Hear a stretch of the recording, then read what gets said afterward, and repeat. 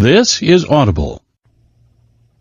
Recorded Books and RB Digital present Exit Strategy, The Murderbot Diaries by Martha Wells, narrated by Kevin R. Free. Chapter 1. When I got back to Havratton Station, a bunch of humans tried to kill me. Considering how much I'd been thinking about killing a bunch of humans, it was only fair.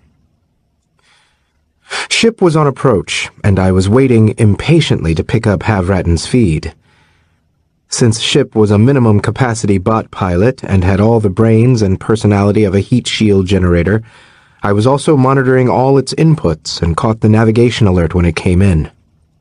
I knew Ship wouldn't betray me intentionally, but the chance of it doing so unintentionally was resting at a solid 84%. The alert was from Havratton's Port Authority, and ordered Ship to divert away from its usual slot in the private commercial docks to another section at the end of the public passenger embarkation zone. I still had the schematic of Havratton from when I had boarded Ship here on the way to Milu. I could see that section of the embarkation zone was right next to the PA's docks, where the deployment point for the station's security response team was. Oh, that's not suspicious at all. Was it about me? Maybe. Probably. Ship had carried Wilkin and Girth, who had been sent to sabotage Goodnight Lander Independent's attempt to reclaim GrayCris' abandoned terraforming facility, so it might be about them. Wilkin and/or Girth were hopefully being held by GI somewhere now, and GI might have requested Havratton do a routine search for evidence. It didn't matter. If there was anybody waiting for Ship, I couldn't be aboard when it docked. I could direct Ship to a different dock, but that wasn't a great idea. The PA would not only know someone aboard had done it, but that someone was riding a bot-piloted cargo transport whose feed manifest said it was currently traveling without crew or passengers and was on minimal life support. Even stations as big and heavily armed as Havratton had to be careful of anomalous approaches that might turn out to be raiders attempting to board. It would be a stupid attempt, since Ship couldn't carry enough raiders to do anything but die messily in the embarkation zone, but I'd spent my entire life on security contracts trying to stop humans from similar catastrophic stupidity. It might worry the station command enough that they would fire on Ship.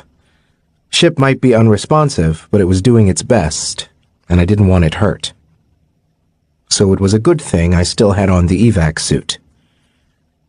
I'd used it to escape Abena's shuttle after the combat bot attack, another thing that had happened that I wished I could delete from my memory.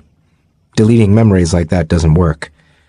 I can delete things from my data storage, but not from the organic parts of my head. The company had purged my memory a few times, including my whole mass murder incident, and the images hung around like ghosts in an endless historical family drama serial. I like endless historical family drama serials, but in real life, ghosts are way more annoying. Earlier when I was getting ready for station arrival, I had packed the evac suit into a supply locker. I figured, since Ship seldom ran passengers along with cargo, it would be a long time before somebody finally noticed it wasn't on inventory and actually checked its docks and registrations. Now I started unpacking it. Fast. I really didn't want to get caught. I stuffed my bag under my jacket and got the suit on and activated. As Ship made its docking maneuver and eased up on the designated slot, I cycled through the cargo module airlock on the opposite side. Ship's drones gathered to watch me, confused as to why I was going out the wrong door and beeping sadly about it. As Ship locked onto the station, I slipped out the airlock and sent a close and seal request. As I pulled myself along Ship's outer skin, I deleted the last few bits of me from its memory. Bye, Ship. You were there when it counted. If a report of what had happened on Milu had gone out on a faster transport, Ship's progress was leisurely, at best, then it could have easily beat me here. They might know that a sec unit had come to Milu, saved some humans, failed to save a human-form bot, and that Ship was the only transport who had left Milu right